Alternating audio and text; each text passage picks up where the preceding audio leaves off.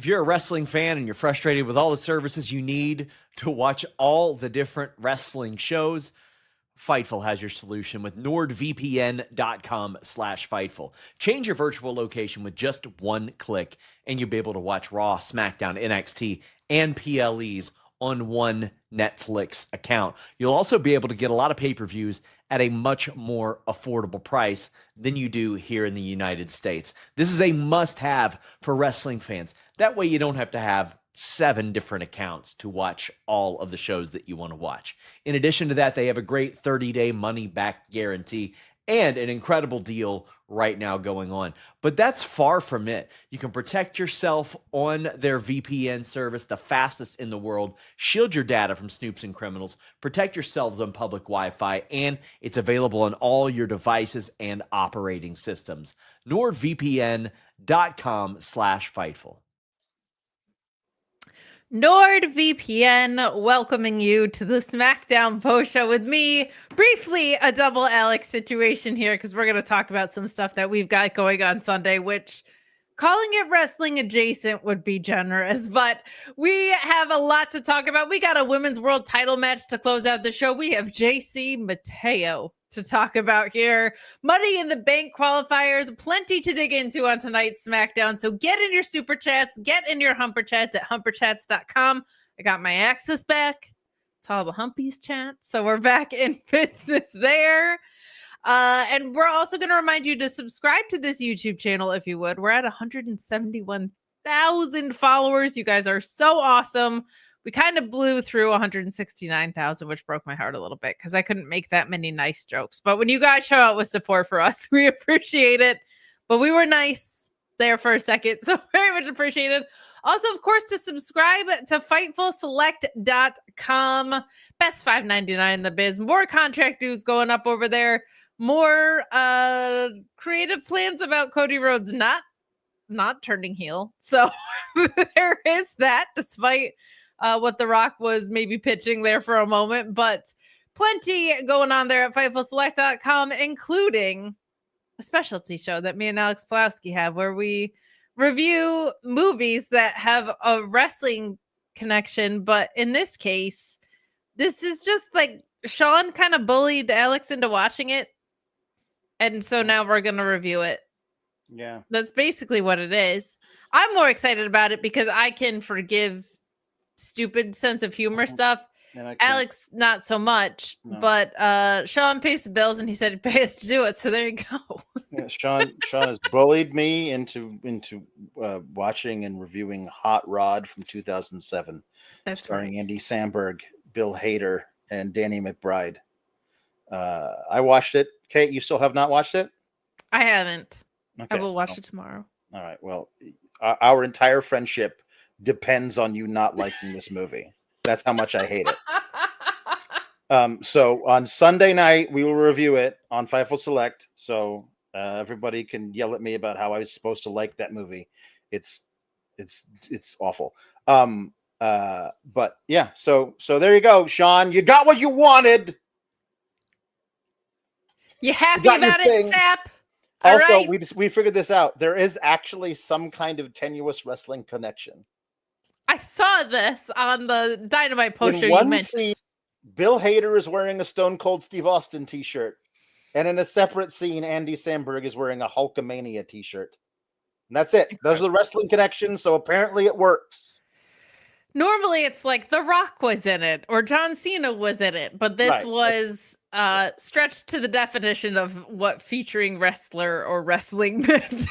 So we're going to have fun reviewing Hot Rod because even when Alex doesn't like stuff, especially when Alex doesn't like stuff, we have the most fun in the world back there on FightfulSelect.com. So join us there on Sunday nights. Looking forward to talk about that. I do fear, like, you give me like a good, and by good I mean like dumb, like Will Ferrell movie from around that time, like I'm probably gonna like it, and I feel like this has some elements that I'm gonna like. So I cannot be more serious about this. You need to hate this movie, Kate. There's so much pressure. The future of Sour Graps depends on it. Oh no, Alex has consistently broken up with with me and our show about Mhm. things like this. So Yeah. join us. It'll be fun no matter what I think. But now there is a tremendous amount of pressure, I must say. But Oh, for sure. but yeah, that's what we'll be doing Sunday night. I'm sure there will be an SRS run-in if he's available. Oh, he's definitely gonna. He's planning on it. He ran in on my show. He ran on my solo stream for Sour Graps, and like we talked about how JC Mateo used to be a utility infielder for the Cleveland Indians. That's what it sounds like. He does sound. That did kick us off on a lot of mid-90s baseball talk, which infiltrated our SmackDown show. I don't know why, but on Fightful Select last week, so I was late because I was dealing with some stuff, and Sean jumped on there after his regular Raw show, and somehow we started talking about Graham Lloyd, who was like a very specific lefty specialist from the 96 to 98 Yankees. So let us know what you think JC Mateo actually does for a day job, though. That'll be a fun thing to talk about in the chat. We've got the 6th member of NSYNC. I said JC Mateo was giving me like AC Slater vibes, like the JC AC connection. So let us know what you think. All right. Alex is challenging the 5-tool player Anthony Bowens over there by saying that JC Mateo could just come in off the bench. Yeah, no, he was a utility infielder. He got a single, actually, in the pinch hit single in the 95 World Series. Up the middle. Run. Little dribbler up the middle. He didn't hit for power, but he was a solid middle infielder. You could use him in a pinch. JC Mateo? CNI single, JC Mateo. We used to make jokes about it all the time, yeah. Well, we're going to dig into this episode of SmackDown. So keep those super chats and humper chats coming. We got me Norma saying, YouTube won't let me super chat from the Meat Castle, so I norded my meaty ass to Canada. Let's crank, eh? Only Kate got the clavs memo. Do better, Alex. It's true. My clavs are on display today. Sometimes, you got to put them behind a paywall. No, I'm just kidding. I would never do such a thing. Paywalling it. Alex said I'm making money off of this now. Okay. I'm making money off of this stuff now. But let us know what you think about tonight's SmackDown. We've got this R-Truth John Cena program to talk about as well. We are going to dig into it. All right. Well, I'll leave you guys to it. All right. Join us on Sunday for the Rod. Bye. Well, me and wow, he can't. Oh, I thought he was just faking us out. I'm going to stay there for a second. But Alex, we've got some SmackDown to talk about. I would say this episode was better and more substantive than the past couple weeks that we've gotten. Still some funky stuff to work through, but I would say certainly having those Money in the Bank qualifiers was good for talent rotation, good for having stakes on some of your matches in there. Just felt a little bit fresher tonight, though. Some stuff that was still very predictable. It wasn't like there's the DQ match, there's the distraction finish. We got a little more beat on the bone tonight. Yeah, I agree. There was there was a moment there where I was just like, there was matches that were going on. I'm like, are they gonna sheer away from their and they did, except for the we'll get to it, the main event. There's always sure. I just feel like there's always a need for someone to run in. Someone's pissed off at somebody in WWE. These wrestlers are not happy with each other. And anytime they can get a chance to run down the aisle and try to cost you a match or beat the living life out of you, they're going to do it. It does seem like sometimes there are natural times for people to interfere, and then there are times where it feels very shoehorned in. And I would say tonight's main event felt a little shoehorned in, but I would say that the in-ring kind of exceeded my expectations. There were some parts of this that certainly outweighed what I was expecting. There is a pacing issue with the show being 3 hours overall. 3-hour wrestling shows are too long. They just are. When your PLEs are basically 3 hours long, not great. The other aspect is at one point there was a half hour between matches in the show, and that's just too damn long. Yeah.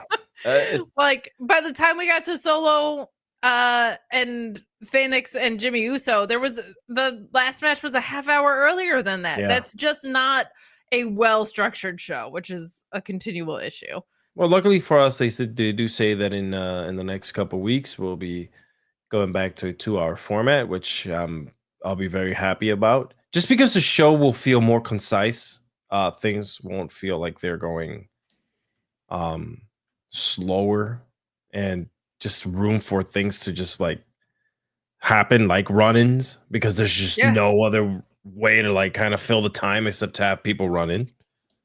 I think that's part of what I liked was tonight had a 6-match card, I think, Yeah. by the end of it. So it just felt like we got some more substance there. Like I was thinking about that because I feel like AEW's been in a groove of late with their show pacing, and they are usually a 4-match card now. And it feels well balanced over there. You had an extra hour, you had an extra 2 matches. That seems like it plays out well. But we got some more love coming in from you guys.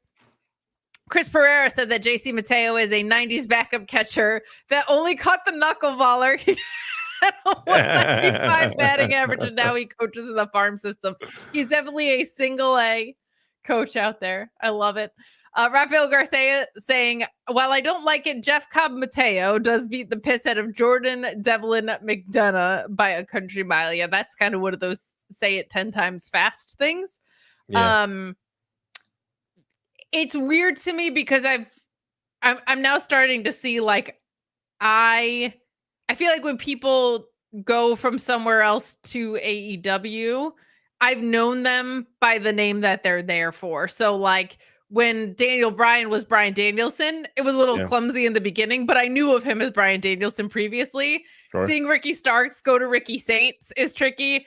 Hearing Jeff Cobb be anything other than Jeff Cobb, never mind JC Mateo, is gonna take a minute for me to get to. I've been a big fan of this guy's work for a long time, and it's a little bit tricky in that regard. So it's never meant to be disrespectful if I screw it up. I've just known Jeff Cobb as Jeff Cobb for like well over a decade at this point. If you aren't familiar with him, you got a good taste of what he can do tonight. You saw his awesome finisher. Love the Tour of the Islands.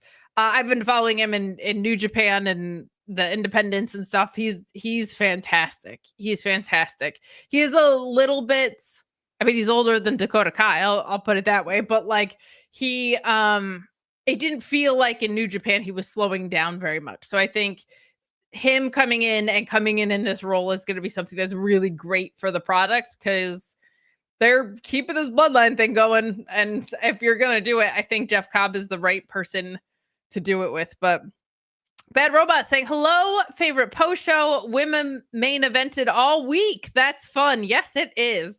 Giulia needs to win next week, please. JT Mateo is Graham Lloyd's personal chef. You guys are so funny. Thank you for that. Let's start at the end and let's talk some women's wrestling as well, because we did get this main event that was very, very good. Before we get here, though, I did want to note that Giulia is joining the Smackdown roster, which I think is fantastic. She's not someone that needs to be in NXT a long time. She's not someone that needs developmental in any way, shape, or form, in my opinion. My concern with her going up from NXT is you're also pulling Roxanne up from NXT. Feels like Steph is probably pretty quick behind her. And you just cut some of the women's roster from NXT. So it feels like they're starting to do call-ups at the same time that they let some people go. And whenever that happens, it's just unfortunate for the NXT roster. It just sucks because there's less resources there and they do have a great women's roster. And I don't want to see it get completely depleted. The other thing is it felt like if anyone was coming up, it was Jordan Grace. That's the last person that needs to be in developmental. And now it feels like, well, are they just going to keep her there for a short title run to beat Steph until SummerSlam or something? Because I thought she was going to come up and just wipe the floor clean with Zelina Vega, to be honest, for that title as like a badass introduction to the main roster. But now I don't know what to expect. If there's anything I'm horrible at, it's predicting when people are getting called up from NXT to the main roster. So that's my only thing about this that is kind of a negative is they're really starting to pick apart some of this NXT women's roster. But Giulia, absolute force to be reckoned with. Huge shot in the arms to the main roster. Very excited to see her here. Before we get into the main event, what did you think of Giulia being an addition here? And rightfully so. I thought that this was the best place for her. I felt like the women's division up on Raw is just it's heavier, right? Sure. There's very little wiggle room there because they kind of got the people set that are going to be taking championships and going on these long runs and whatnot. But I'll tell you what, this has happened. This is normal. NXT, they get people taken out of their farm system all the time, right? They know that they're going to come up. And the good thing is that, they bounce back. They always do. They just have an incredible amount of young talent there that are just willing to learn and continue learning. And, people are getting let go from other places and they're scooping them up rather quickly. It does suck because at the same token, you see all these people getting let go and you're asking yourself, I just got let go and they're going after XYZ. You know what I'm saying? Like that just blows, but that's the corporate system. Number one, that's just the way it works. And number two, I do want to end it with this. They also got the LFG thing. So they also have those guys under there, kind of like an Evolve. So, I think they have a very big pool that they're able to grab from. Yeah, when you consider the additions of, this partnership with TNA and you consider AAA now, yeah. there's a lot there. We got a lot of this. A lot of people saying, JC, what now? Yeah. Nice to see Miss Ellie sees Allie Albright in the chat. 2 belts. They got close to almost like 400 wrestlers now. Don't get it twisted. It's heavy. Combined. There's a couple of things that are still question marks. One, like this relationship with TNA. I don't know if I see Masha Slamovich in a WWE presentation clicking, right? So like what does that look like now? Number 2 is if you get released and go to TNA, it doesn't feel like you're positioned to be doing crossover with NXT. And it feels like the most important programs in TNA right now are doing crossover work with NXT. So at least not recently. We saw Fandango come over. We saw the Hardys there for a second. We saw the Rascals, things like that. But people that like a Gigi Dolan, it doesn't feel like is going to go to TNA and then just immediately be crossing over with NXT. But it's so right. weird to have that someone leaving and like join TNA and then that they're working with NXT and WWE, and we don't know what dealings are happening backstage for a while, and we've known this. Freddie has spoken about it. TNA has been wanting to get bought. They've been vocal about it, right? So we don't know. It hasn't been a secret in the wrestling. So we don't know what's happening. We don't know like where things will end up. So yeah, it's just weird. Like a lot of these guys who get let go, when they head over to TNA, I'm like, you're basically in the same company. Yeah, it's a little bit odd in that way. Even with like the other thing that's kind of honestly funny is when they show up in NXT, it's like with which name, because the Elias thing was clunky as heck on Tuesday. When Elias showed up as Elijah, it was very, very confusing. Yeah. But let's dive in. Very happy for Giulia being on the main roster. I think that will do wonders. And you're right. Like, I always feel like SmackDown's a little bit deeper, but you're right in the fact that like Rhea's over there. Bianca was doing work over there, even though she's technically on SmackDown. But Bayley's going to come back for Becky. Becky just returned. So like the top of that card is a little bit more focused. I think the depth is on SmackDown because they have that extra hour. And SmackDown is wider. It casts a wider net. Like they're able to kind of move around and figure out the pieces. I just feel like everything's in lockstep over on Raw right now. Yes, I agree with that. Let's dive into this main event though, because we got a good one between Tiffany and Nia. We did have some. You're right. It felt forced on the interference with Jade and Naomi. Like it feels like they're trying too hard to kind of inject that rivalry into the world title picture for some reason, where you could just leave well enough alone. Like the feud is between those two gals. I think they're probably setting up the picture for Money in the Bank. I think you probably have Jade in there. You definitely have Naomi in there. I would put her as, if not a favorite to win it, certainly one of the names that should be getting tossed around as a favorite to win it. So I like that aspect of it, that they're kind of saying like, these are the women that are at the top of the card who are going to be coming for that title. But it was just so unnecessary, and it just halted the momentum of what was a really, really solid match that we were getting from Tiffany and Nia. These two work really well together. You had Nia like ragdolling Tiffany quite a bit with some strikes and the way she was tossing her around a little bit. But you also had some good work from Tiffany finding her openings, slipping out of things, speed, a lot of misdirection, a lot of good stuff there. But there were some close calls in this with Nia with the Samoan drop and the setup for the leg drop, but Tiffany dodging it real quick. Like Tiffany did such a good job with the pacing of this and creating avenues as a baby face, which I like to see.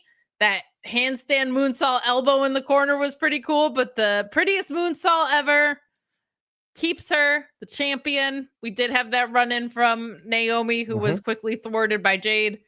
Just felt kind of unnecessary to do that, but really, really, really solid defense for Tiffany and really, really great in-ring to close out the show on this. Big fan of this match. I thought this was one of the better produced matches that Tiffany's been in because it let her wrestle like a proper babyface in a lot of ways. What did you think of what we got here? It was good. And by the way, it looked like she blasted Nia Jackson the effing face with that chair. Like legit. You can hear it. Like it sounded like Aaron Judge going up to bat today against the Mets and taking them out. Like you can tell too, like I looked at her and I'm like, is that her hand up by her face? Because she's wearing red, her wristbands and stuff like that. No, you can tell, like, I think it was like she was completely busted open. And that's why the camera never went to her. Normally you would get the wide shot of the hero on top of the villain, but this time we didn't get that. We just got mid shots and close-ups of Tiffany the entire time, or a crowd shot. So once they did that, I was like, oh yeah, she got busted, Other than that, I thought the match was well. I didn't think that it needed the interruption. I didn't think it needed Jade to come down too. Like it's just we kind of they're falling into this thing where they're always doing that with title matches. Someone's always showing up. This has been happening since the Bloodline days. We've been watching it for over 4 years with the Bloodline, and now we're watching it seep into other different types of matches. And oh my god, with Cena at the PLE. It was just like I just rewatched their match at WrestleMania with R-Truth in place, of Travis Scott. And I'm not had a great one on that post show. He said, like, what rapper we didn't consider was R-Truth. And I thought that was a cute line from him. I'm not a booker, friends, and I can't tell you or a writer, and it's in WWE or any pro wrestling federation. So I don't know how hard it is to kind of put something together like that. But I have heard from people that do write and people that have done it professionally, and they always say that 4-letter word, lazy, always, So someone had said, like, if you could describe WWE in one word right now for creative, what would it be? And I said formulaic, because I do think there's a lot of strengths from a character perspective. Like, people are still doing things that make sense, which makes it better than the Vince era, but every other trope has returned.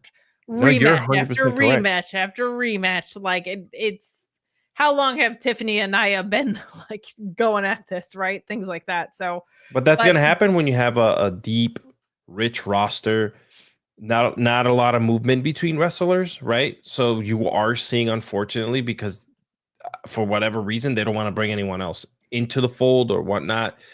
It's always, I'm telling you guys, you watch SmackDown with us every single day, every single Friday.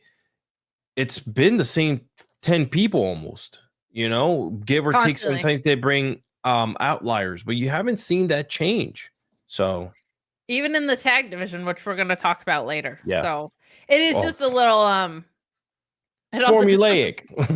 Formulaic for sure. But like today, it's not even like the formula made all that much sense. Cause like what is Naomi doing coming into this match? Like it just wasn't called for. She doesn't really get anything out of causing a DQ in this. It was just so that Jade could come out and stop her. So we did have a segment before though, where Jade and Tiffy cross paths. Jade promised her that she would win the Money in the Bank qualifier to take the title off Tiffy. But Tiffy fired back, just kind of like cool and smug, and says she's not good enough to beat her. Like, classic Tiffy attitude, which I liked. Some good stuff there. Like they've made her a baby face, but let her. I think the thing they learned from the Charlotte feud was like you have to let her keep her arrogance a little bit. Like you have to let her still be Tiffy and Tiffy time, even though she is a face. Like people still want to root for someone that's confident. That's fine. But Ryan Cicchini saying Tiffy learned that drop kick from Saray and busted Nia.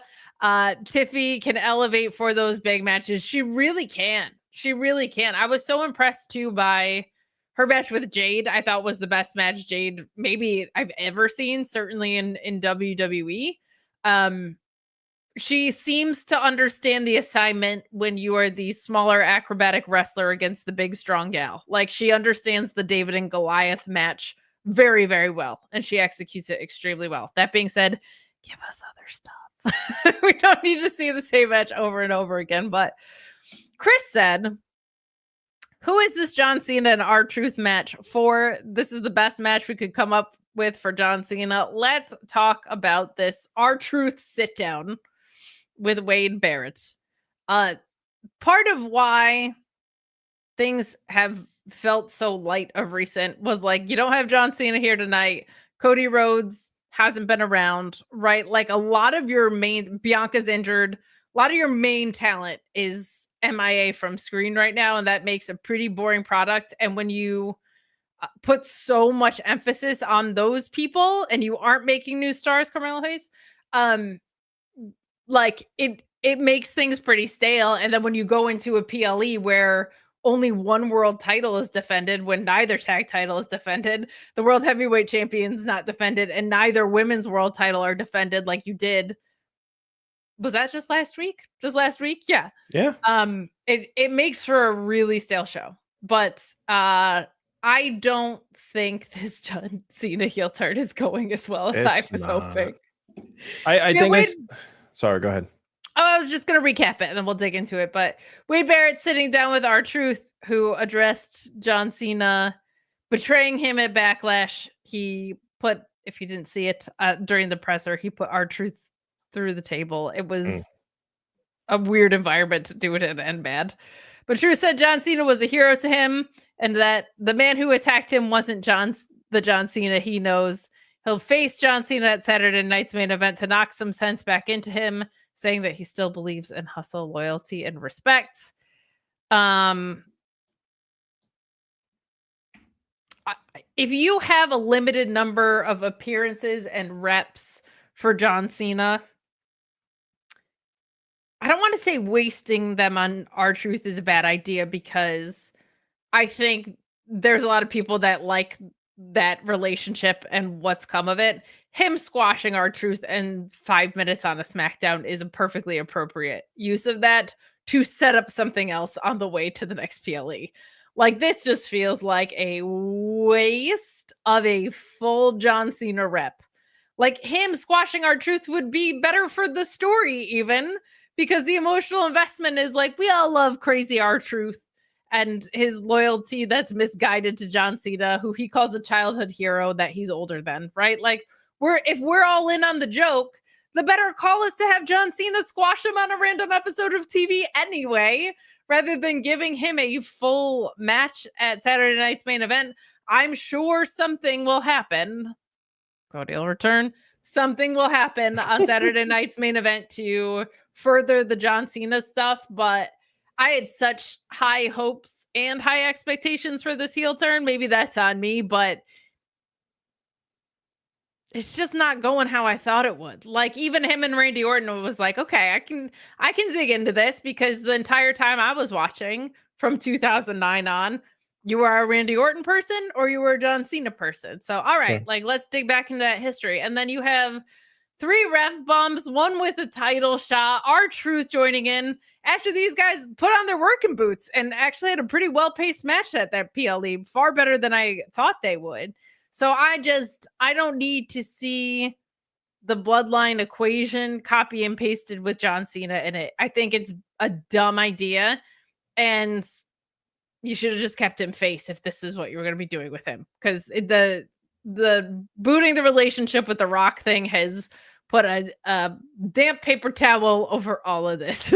Not great. I don't care about this match. There's no way in hell R-Truth is beating him.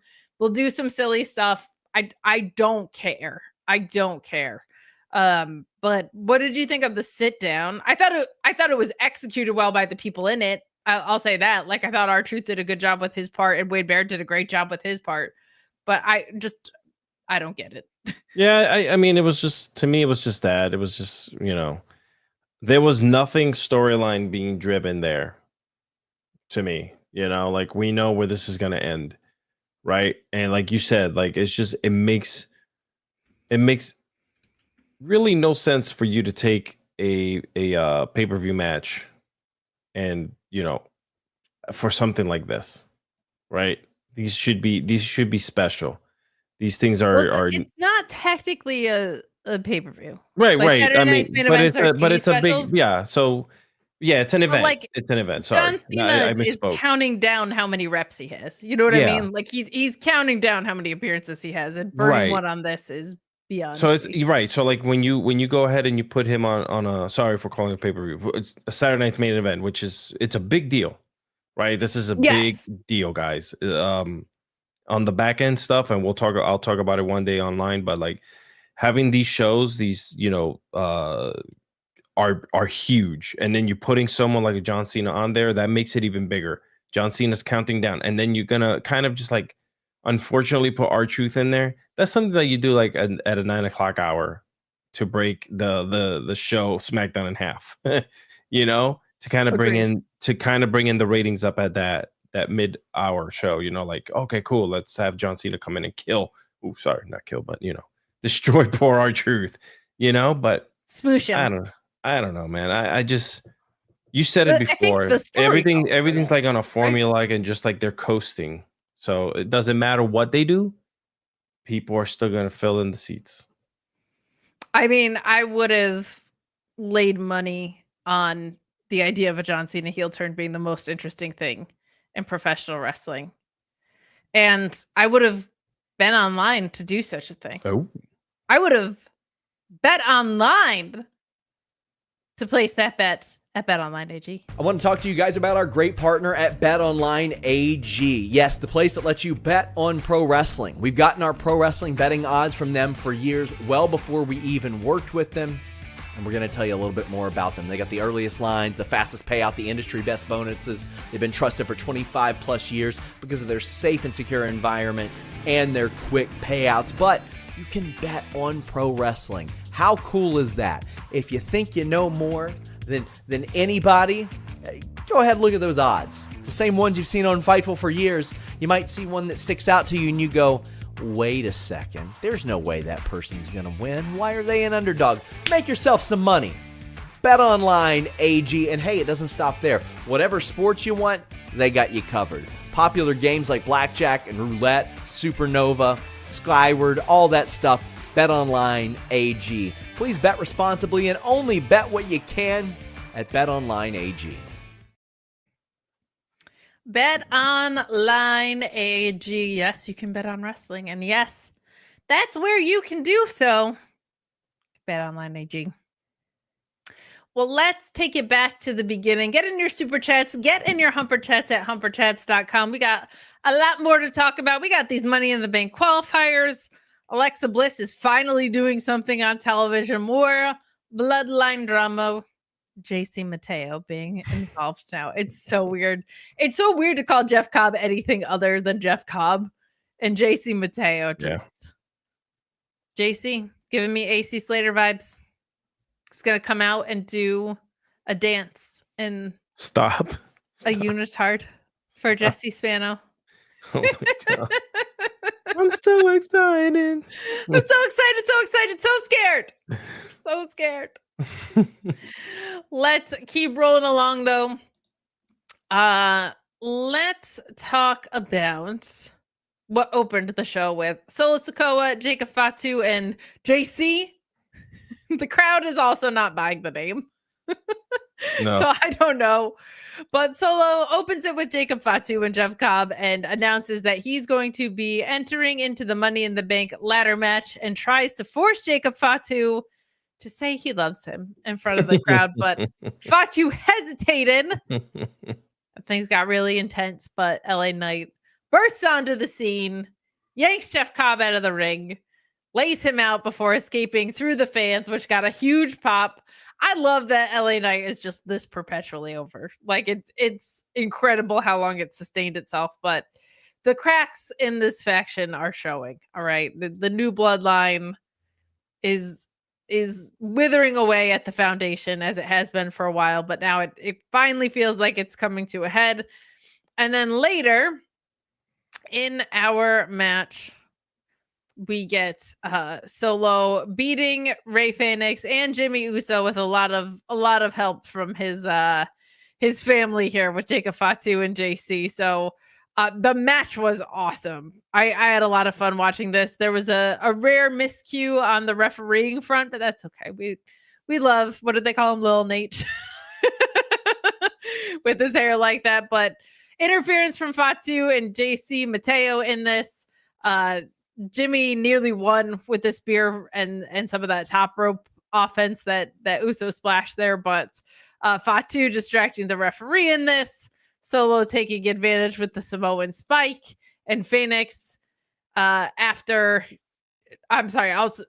also taking one after JC gets involved to seal the win there. So Solo does advance. This was kind of a Rey Fenix showcase a little bit. The rolling Hurricane Rana, the double springboard drop kicks, the double springboard crossbodies in these. Like, this was a lot of fun to watch him in there with this particular group of guys, because he got to showcase what he could do a lot. So a fun match. Not totally surprising that Solo Sikoa is the one advancing. I think they need that to make sure that he feels important. And I think the Money in the Bank match will probably escalate things as this faction continues to head toward breaking up a little bit. And Fatu runs away with just being the breakout star that he is.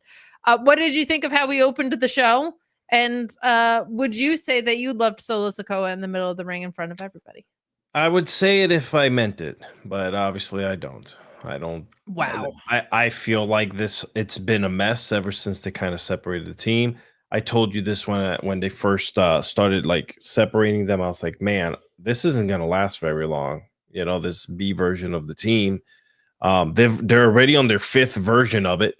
You know, and it kind of like, it's actually worse than poor NWO 2000 or whatever that was, when they were freaking just putting weird random people together in the silver and black NWO. Like, this is the Bloodline now version, the silver and black version of the Bloodline. And Solo just unfortunately right now is in a little bit of a conundrum, because you have surrounded him with players that are not only incredible in the ring, but are insane on the mic. Okay. You know, with Jacob Fatu, you know, so Solo's kind of just like what he was supposed to be, this big type enforcer. You kind of like hand the reins over to him, and he's supposed to be this big, you know, whatever next leader, and it just hasn't panned out. It has not taken off, unfortunately, for him. But the match was fine. I thought it was good that they're gonna let him get in and do his thing. But again, he's there as a distraction mostly for me. I feel like it was a positive advancement to start to separate him and Fatu, but the problem is now he's on the other side of Jacob Fatu. So it's a little tricky in that regard. I think he's better than people give him credit for. I think when they let him have a personality, it was really shining, but now we're kind of back to where he was. Also, the wardrobe's just not working. We're back to that. Remember that? Remember when he first, like, we were like, why is this suit 10 times bigger than he is? He wasn't wearing the thing. It's just, they messed up. And I'll tell you again, they just messed up because they put people around them that are power players. All right. Jeff Cobb's a power player.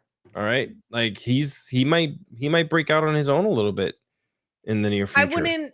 I wouldn't blame someone for thinking Jeff Cobb is more impressive in the ring and Jacob Fatu is more impressive overall than Solo Sikoa.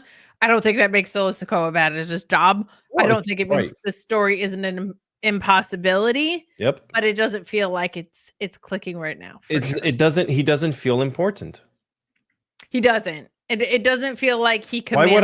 Why would I fear Solo? What is there to fear? His own brothers are punking him, you know, and Jacob Fatu is punking him, you know. So he doesn't even love him anymore. No, he doesn't love him. I love you, Solo. I mean, how many times we love you, chat? Now there's nothing. There's no love anymore. Like, Alex, will you say that you love me in front of all these people in the chat? I love Kate so damn much in front of the world. In front of the universe. Hell, I'll even say it in front of the WWE universe. Look at that. This is what happens. If you just say that, then LA Knight doesn't come in here and beat us all up. So it's good. Guys, keep your chats coming. Do leave a thumbs up on this video as we continue to roll through SmackDown.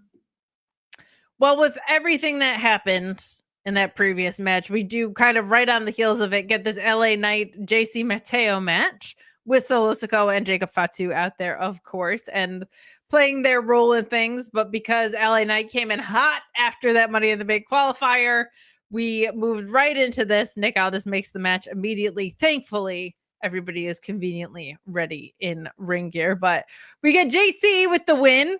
And I thought they did a good job of making him look really impressive. I don't think this needed to be as long as it was, because LA Knight is so over that he can take a little bit of a quicker loss and you can get a taste for what Jeff Cobb does in a shorter amount of time.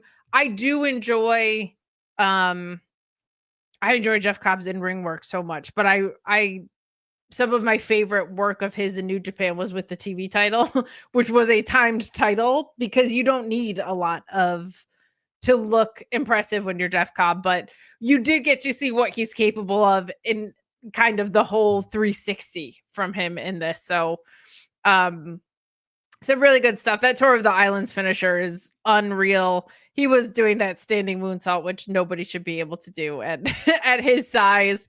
That swinging back suplex is always so impressive. The overhead belly to belly, the one-armed spine buster, like he is just a strong dude. But we did have some ringside distractions, of course, because God forbid we go a little bit without that. But JC getting to show off what he does well here. This is one thing that I have liked overall, is that as WWE is introducing or reintroducing people to the roster, they do get a win. Oftentimes it's been like a one-off win, like Rusev was a one-off win. I like that this has a little bit more story behind it and has a little bit more consequence with this win. I wish WWE, or I wish AEW would take notes on that, because a lot of times they'll have people debut in a very impressive loss, and it's usually against someone where you're like, well, you're not really losing anything by losing to that person, but it's like, yeah, but they just got here. I would like to see them win first. But some really good stuff in this. And I'm excited to see what JC Mateo thinks of what he has to do with all of this. What did you think of the follow-up match to the match we'd previously got? Not bad. Again, you just mentioned his moveset, and I wasn't thinking like that at all. I was just kind of just like seeing him in the ring, kind of like the art, like him conducting the art of wrestling in the ring. And that's something that's been missing in WWE for a while. And don't like shoot the messenger here, friends, but they're all PC'd out. And by PC, I mean, the performance center, where they bring in people and they teach them their way, and that's it. Okay.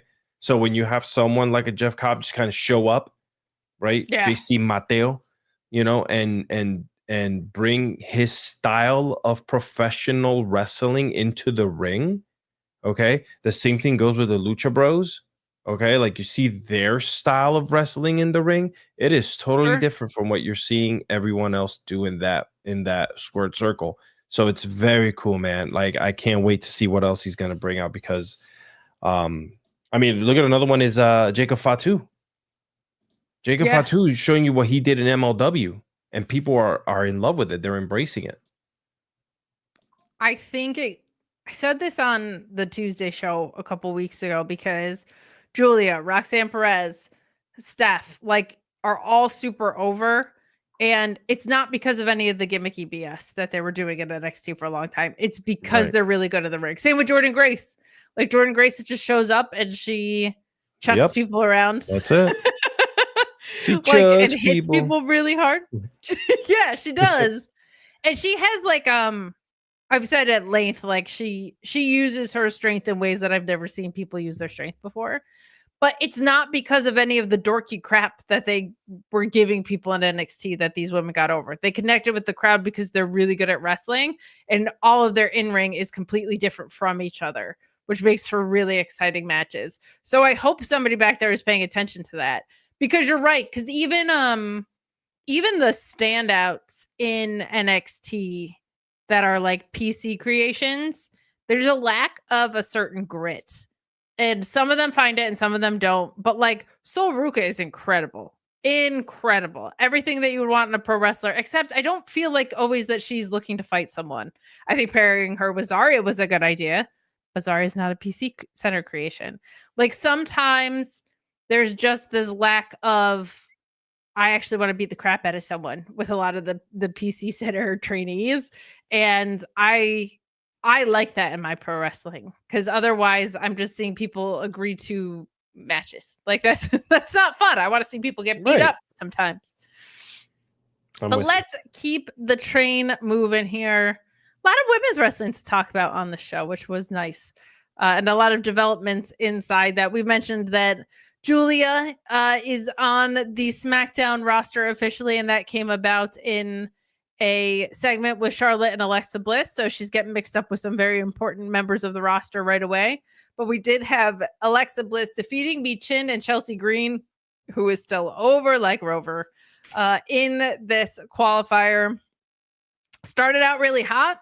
Michin knocked Chelsea Green out of the ring pretty early with that spin kick, which looked awesome. There was some nice chain wrestling between her and Alexa, which we don't always get to see Alexa do. But Michin with that double cannonball senton looked really, really good. You had Alexa with that signature satellite DDT, which looked great in this. But we have the sister Abigail on Chelsea Green with the for the win there. I'm reading my notes and getting ahead of myself. So we have Alexa Bliss becoming the first ever two-time or possibly the first ever two-time winner, because we haven't had that before. So qualifying twice, which is an exciting thing for her, which is good. And you have Chelsea Green absolutely going ballistic that she lost that match and claiming that she got robbed. Here's part of the issue with Chelsea losing her US title is the what's next for her, because the crowd is still in love with her. So they got to figure out what that looks like, whether that's breaking up the Hervis, whether that's her getting in line for a title shot to get her title back, or the world title, or whatever. They need to book her with intentionality, because they didn't throughout her entire reign. I can tell you that much. She was losing all the time with that title, which is stupid. So really fun match. Happy for Alexa Bliss. Happy Alexa Bliss is on my freaking TV again, because that was ridiculous. What did you think of this women's triple threat qualifier? I thought it was good. You know, it's funny because Alexa Bliss is like you were thinking in my head. I'm thinking that she's still like, you know, Sister Abigail, right? So she's supposed to have this like dark undertone to her. And even like afterwards when she was talking to Charlotte, you know, like it kind of like she lost that. She's just being her again. She's being Alexa Bliss, you know. Even in the ring, they sure did tease those Wyatt 6 vignettes, and then they just completely dropped them after WrestleMania with no explanation. No, yeah, the moves, like everything that she's doing in the ring is like her original self, you know, who she was when she used to not dress in dark gear. But I thought the match was well. I'll tell you what, Michin is getting so much TV time. Such a wonderful thing.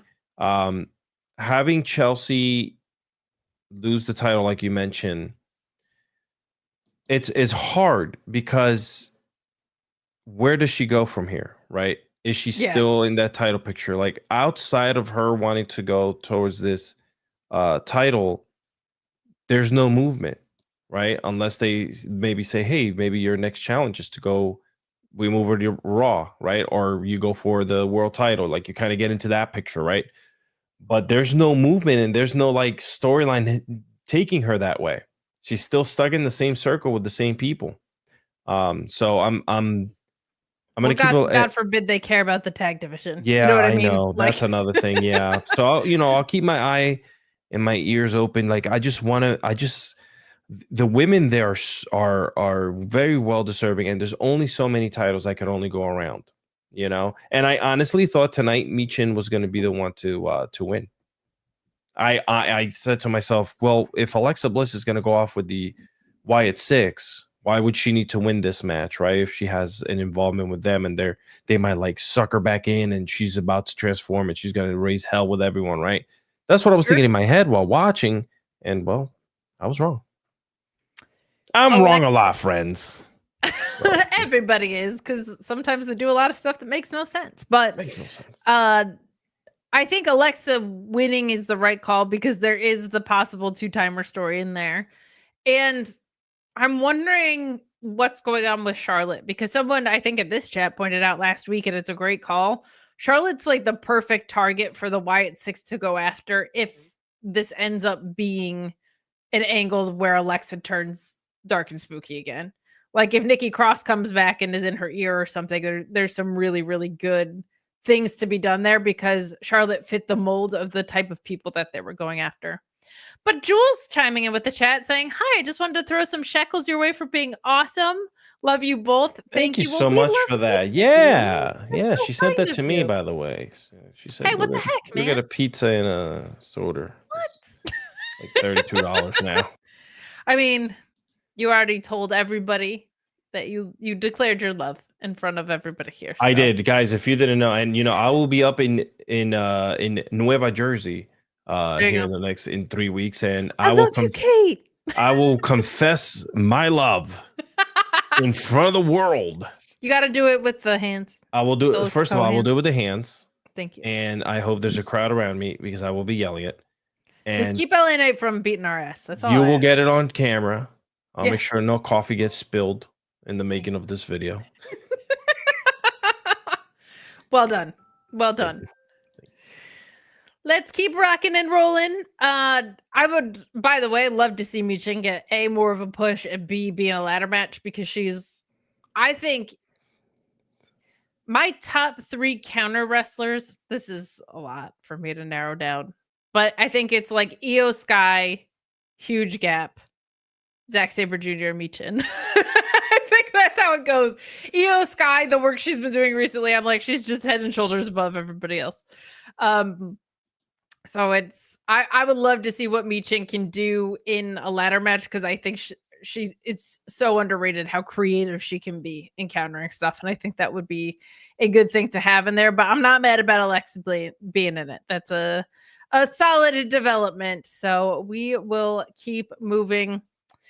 We get a tag division recap from last week with FRAXIOM beating the tag team champions for no reason, which was stupid, and DIY jumping them backstage. But we have FRAXIOM defeating DIY here. This was fun. This was higher energy than some of the DIY matches that we see. High energy, a fantastic tag team. Okay, like the best. But there was some good stuff in here. I liked how hot it started, and then it kind of slowed down in the middle with the heels taking over, right? You got some of the stiffer shots and a lot of heel work there, but loved the scoop slam that we got with Gargano and Axiom, but Nathan Frazier running wild, shooting star press, mixing the Phoenix splash. The super kick assisted fairy tale ending was ridiculous. I loved a lot of this. The Rana roll up for the 3 though. And then post-match, DIY attacked again until the Motor City Machine Guns show up. Of course. They're just obsessed with each other. I don't know what to say. I'm sick of it. I'm tired of it. Move on. You had a 2 out of 3 falls match. That's the blow off. Can anybody move on in this company? They all need therapy. They all need to just emotionally get their closure through a match and move on. Come on, man. Here's the problem. Like, I feel like the team DIY has done everything in WWE. They really have. Well, it would make sense that they're pairing them up with someone so green and new as Motor City Machine Guns. Well, I was gonna get there. Kind of upset that you have a rookie team like running into the ring and creating havoc when you have this amazing match going on in there. But I feel like DIY for some reason just they just don't fit in as the tag team that they are in WWE, because they're not being fed and the tag team division is not being elevated to the level in which that they are in, right? That they are in. Do you think it's because they faced Motor City Machine Guns 87 different times and they can't work with anybody else? Because that's how it feels. Yeah. So but unfortunately that's the end of all that is the fact that the entire division feels like this. Sure. Right. So you have the same 4 teams facing each other every single time. So, you had to bring a green team like Motor City Machine Guns into the mix because there was nobody else. Bring them in, they do their thing. They're interrupting veterans in the ring. I'm gonna write a strongly worded email tomorrow to creative at WWE about this. Not very happy. I always like to say, if this keeps up, I'm gonna complain on the internet. I always complain on the internet. It's the right thing to do. And sometimes I use all caps and I put a punctuation or 2 in there that make it seem like I am serious. But extremely serious. Yeah. I feel like outside, like this just the tag team division's in trouble. Unless they're gonna do something, and you can't just say, "Oh, wait, we got the Lucha Brothers, we could put them together," and then like really start elevating the tag team division. No, because now you got to worry about AAA and what you're gonna be doing there. So if you're gonna put them together, you're not putting them together to fight on SmackDown or Raw. You're gonna put them together so they can go over there and promote this new venture that they just got into. So there's like, there's a lot of gaps, man. I wish that the tag team division was stronger because you have these really good, fun teams, man. It's true. It's true. I went on a long rant. I'm sorry, but no, it's okay. It's Motor City made this happen, and I am upset. It's there's some really great teams, but they only seem to tango with each other. And then you have like Pretty Deadly not doing anything right now, right? Like those kinds of things fall through the cracks, which is frustrating. We did have that backstage where Giulia got introduced. It had Alexa Bliss and Charlotte kind of having some words here. Alexa Bliss reminded her that Charlotte was kind to her once in NXT, and Charlotte just can't remember, which was pretty cute. Giulia was walking out of Nick Aldis's office, and it was announced that she was officially part of the SmackDown roster. And Charlotte stormed into Nick Aldis's office about Money in the Bank, and Alexa Bliss just kind of smirked and said, "We'll see." And we do have a qualifier for next week involving Giulia and Charlotte. And did I write down the third? Yes, Zelina Vega.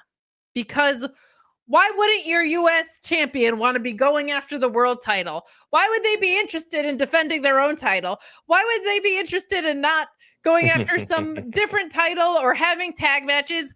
Why did you create a mid-card title to not care about it?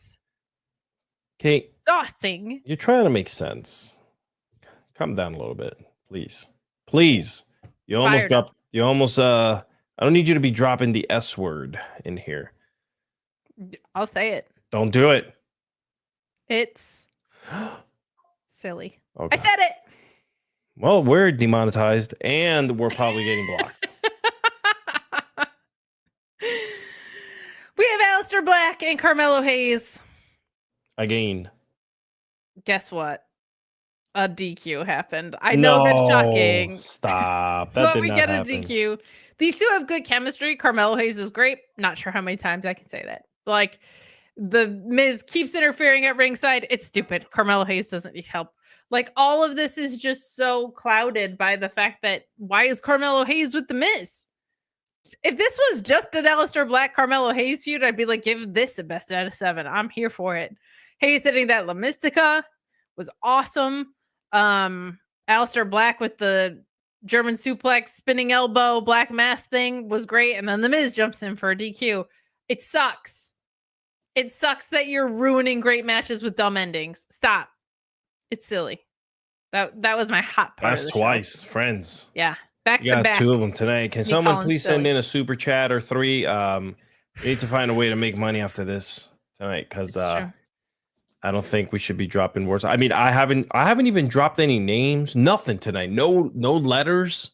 I know you didn't even. When you called Triple H last week, I was in stitches. You know how many people like hit me up on DMs that were like laughing their ass off? They're like, and then you called me out on social media, and I was just like, oh, I can't believe he really actually did that. You're like, the thing is, when H, like, you were so fluid. Friends, when you have the type of relationship that I do with, really big companies, and here we go, like WWE or like AEW. Sure. You have these, friendships that just bloom. I'm not gonna say who or what. No letters or numbers today.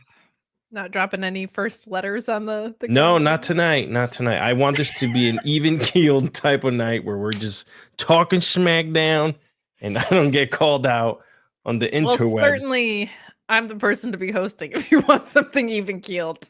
That's for sure. Even keeled, friends.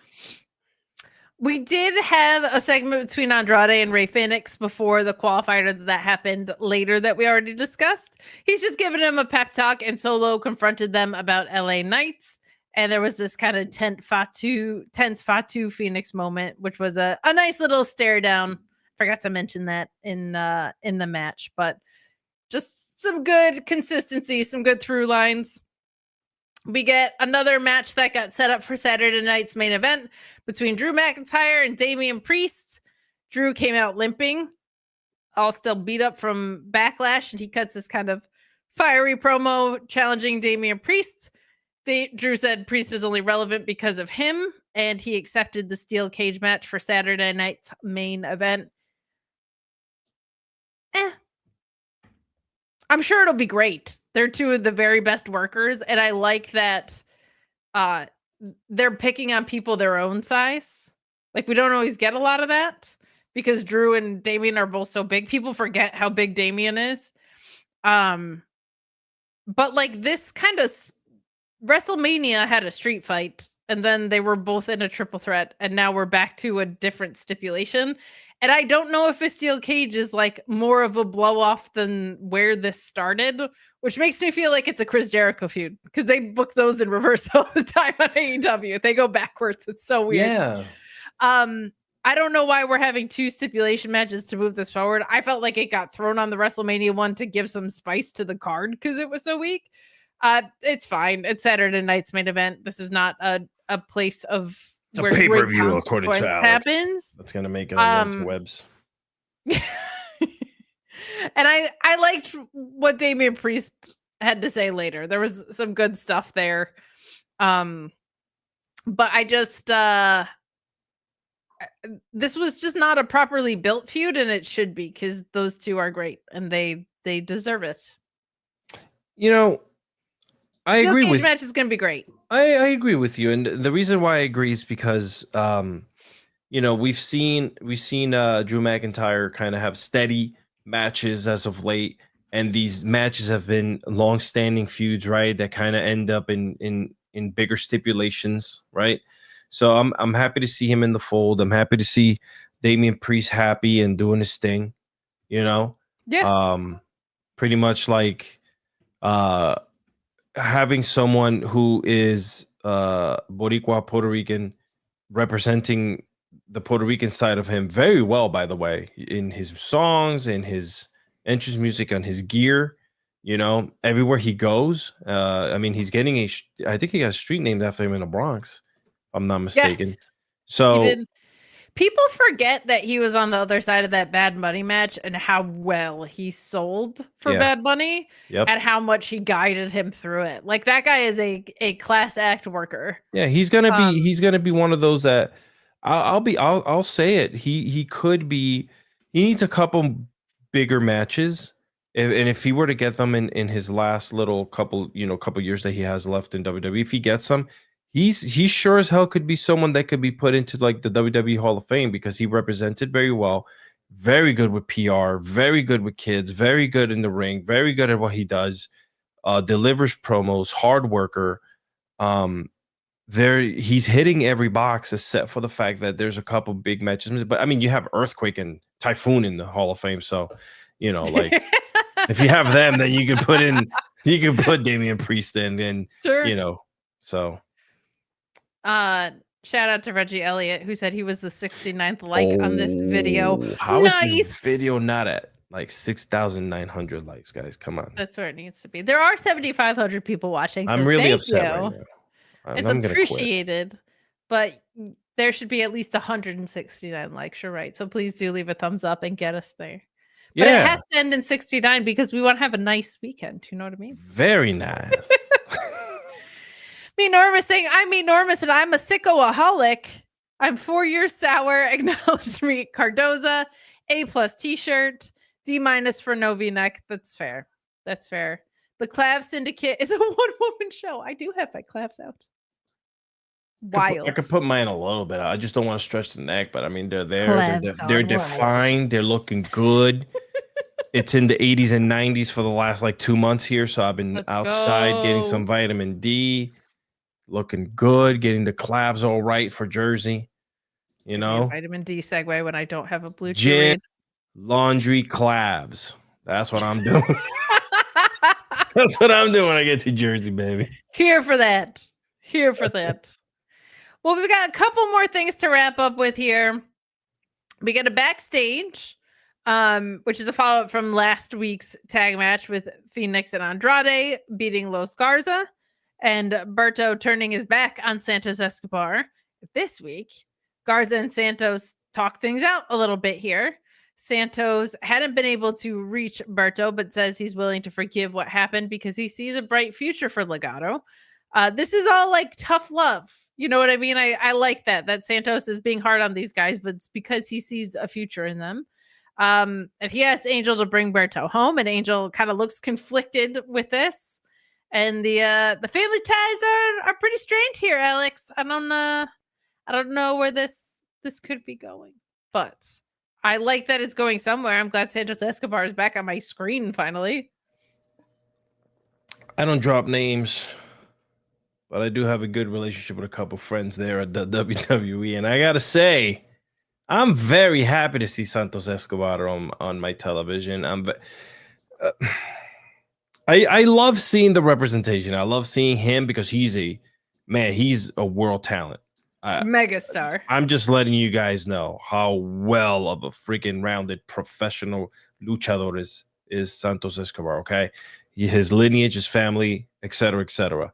The people around him are also very, very good at what they do, okay? I just want to say this.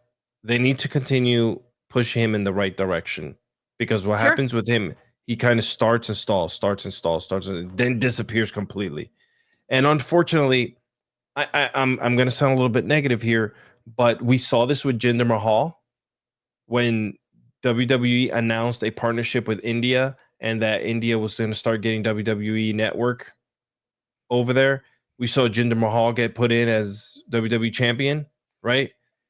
So right. So I don't want to see something like this. I'm not saying that he's going to become world champion, but you're kind of seeing the patterns. We're getting all the Latinos together. Okay, you're seeing it happen. So because we know the AAA deals here, we know that there's going to be a lot of cross promotion. Doesn't necessarily have to be just NXT that's going to be getting their hands dirty with them, right? You have this roster that can go back and forth. So I just hope and pray that that's not where we're going because I don't want to see that. I want to see these freaking this talent and all of them around flourish and continue moving up. And we've been beating the drum on Santos for months, Kate, you and I here. Maybe years at this point. Maybe years, yeah.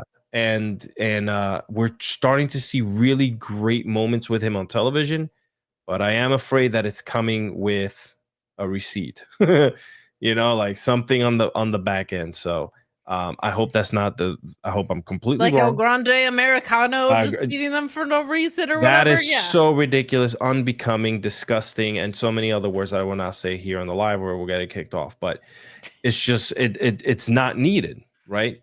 Because you have the rich history there with these guys. So I don't think you can straight-faced say we're going to buy a controlling stake in AAA and keep in traditional lucha style, and then also be running a program where you have El Grande Americano winning the speed title on Cinco de Mayo for the LOLs. Like, I think that's a pretty pathetic excuse for a program, to be perfectly honest. So, yeah, that's all kind of lame. I would say the two biggest swings and misses on SmackDown on the men's side are Sanchez Escobar and Carmelo Hayes. Like guys with just tremendously high ceilings that are being woefully underutilized. Those are kind of my two like, what aren't we doing with these guys for the moment. And we'll wrap up our show with this Shinsuke Nakamura vignette, who addresses LA Knight and Aleister Black, previewing their triple threat next week. That will be a Money in the Bank qualifier for you guys. And Nakamura said that Aleister Black hides behind smoke and mirrors because he fears his own darkness. And I said, what are you doing hiding behind Cody Rhodes' old theme, Smoke and Mirrors? But a darkness Nakamura wants to awaken. He says he's going to beat both men to prove he's unstoppable. Glad Shinsuke's on his way back. He just was off TV for a while, and now he'll be back on TV. So that is good. Any thoughts on that? I'm looking forward to that triple threat because it's interesting from an in-ring perspective, stylistically, very much. Yeah, I guess I'll be looking. Unfortunately, like, I don't see Shinsuke kind of maybe winning this, but I could be wrong. No, I think that's probably Aleister Black's to win, would be my guess. You know, somebody wrote, this wasn't me. I think I saw it on the chat. No pin Black or whatever it is. I don't know what that made me crack up. I wasn't gonna laugh, but it did. I don't know. I feel bad for Shinsuke. He's another one. He's another one that was on a super hot streaks. The vignettes, the speaking, the subtitles, everything he was doing was just dope as hell. And then there was some parts of his reign that just weren't locked in. So right. I think they probably did the right thing to transition it to Jacob Fatu. But I'm glad he'll be back on our televisions because I'm a big Shinsuke gal. So yeah, I love Shinsuke. I hope that yeah. I'm not gonna say much about poor Shinsuke. I'll leave it at that. It's tough because like they never put in the work to make him the legend that he is. Correct. To the point where he should probably be at this stage of his career in part-time status. Yes. So it's like they didn't do enough to warrant that, but from an in-ring reps perspective, like that might be where his body has kind of pushed him into. But we'll see how he comes back. Sometimes people need a little time off TV to rejuvenate. So we will see. But we will also see you next week for the SmackDown post show. So thanks for hanging out with us. I always hate jumping off when there's almost 7,900 of you watching right now. We appreciate the support. Could have been 6,900. I mean, we like more, but sorry. I didn't know Kate. But also like nice. I got it. You know what I mean? Understand. So I understand. It's a toss up, but stay tuned to FightfulSelect.com. We have a rare weekend that we're not going to be yapping at you about wrestling too much, but we do have Grapsity, of course. Always news coming out on Fightful Select. But next weekend, Memorial Day weekend, we are loaded with shows on the NXT side, on the AEW side. So stay tuned there. But before we get out of here, Alex, there's no names that you dropped on the floor behind you, but if there's anything that you want to plug. Friends, I do a lot of things here. But go check everything that I do out on my website, alexiscardoza.com. It kind of looks like a link in bio thing. You just press it in there. I listen, my podcast, This Is Fine, a Millennial Diary. Very short episodes. They're like 5 to 6 minutes each episode. They've, for some reason, I was not expecting this. They took off. I mean, It's awesome. they took off. I've literally become, I'm getting hundreds of messages saying that I am now people's therapist. So make sure you go check it out. This Is Fine, a Millennial Diary. It's on YouTube or anywhere you find your podcast. And I do want to say thank you to everyone here who continues to support us. Thank you so much. Shout out to New York. Yankees beat the Mets. Yay. And the Knicks beat Boston to move on to the conference championship. So Eastern Conference Championship. Yeah. So a lot of good stuff happening up there. And thank you guys New again York for sports supporting. night. Yeah. What's up? You can find me at Miss Kate Fabe on social media and on YouTube. You can find me here on Fightful. Mondays on Fightful Select. Tuesdays during your NXT post show. Wednesdays I'm at the Mark Order podcast talking all things All Elite. And Fridays I'm right back here. We hope to see you next week. Please leave a thumbs up on your way out if you haven't. And have a safe and wonderful wrestling weekend. We'll see you next week.